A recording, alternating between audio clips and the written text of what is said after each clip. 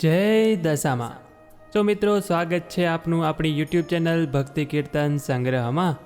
તો મિત્રો આજના આ વિડીયોમાં આપણે દશામાં વ્રતના ઉજવણા વિશે વાત કરવાના છીએ કે જે બહેનોએ દશામાનું વ્રત રાખ્યું હોય તેણે 10 દિવસ બાદ કેવી રીતે ઉજવણું કરવાનું હોય અને જે લોકોને આ વ્રતના 5 વર્ષ પૂર્ણ થઈ ગયા હોય તો તે લોકોએ પણ કેવી રીતે ઉજવણું કરવું જોઈએ તેના વિશે હું આપને જણાવવાનો છું।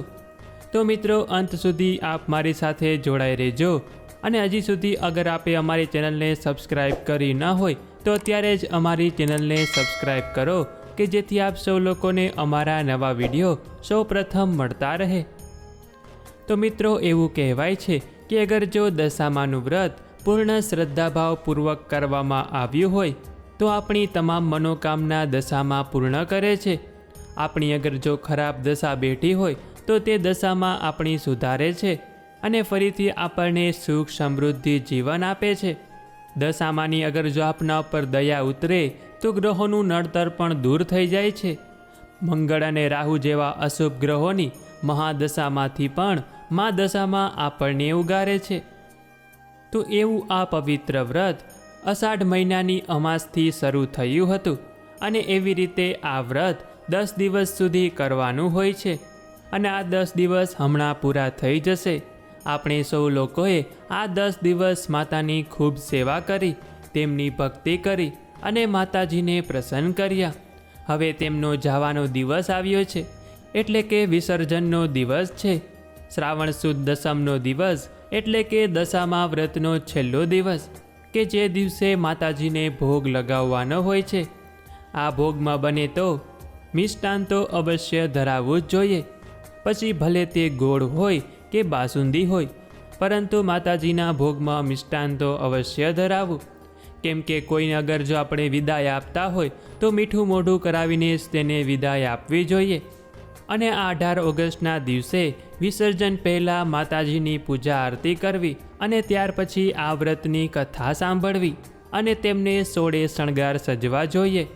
અને ત્યાર પછી આપના ઘરની નજીક કોઈ નદી હોય તો ત્યાં આ મૂર્તિને પધરાવવી જોઈએ। અને જો નદી ન હોય તો આપ આપના નજીકના કોઈ મંદિર કે કોઈ બ્રાહ્મણને દાનમાં પણ આપી શકો છો। અને અગર જો આપનું આ વ્રતનો 5મું વરસ હોય એટલે કે છેલ્લું વરસ હોય તો આ વર્ષે આ વ્રતનું ઉજવણું કરવામાં આવે છે, કેમ કે દશામાનું વ્રત 5 વર્ષ સુધી રાખવાનું હોય છે।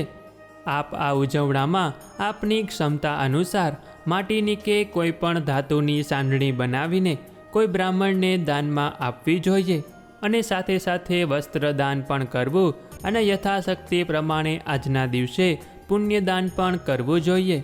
અને ઉજવણાના દિવસે બપોરે આપના ઘેર બ્રાહ્મણોને જમવા માટે આમંત્રિત કરવા અને સાથે સાથે આજના દિવસે ગોયણીઓને પણ જમાડવી અને દરેક ગોયણીને પોતાનો શણગાર આપવો અને ત્યાર પછી આપે ભોજન લઈને આ વ્રતના પારણા કરવા। અને મિત્રો કહેવાયું છે ને કે આ વ્રતના પ્રભાવથી ખરાબ દશા નાશ પામી સુખ શાંતિ મળે છે અને આપની શ્રદ્ધા મુજબ આપને આ વ્રતની ફળની પણ પ્રાપ્તિ થાય છે।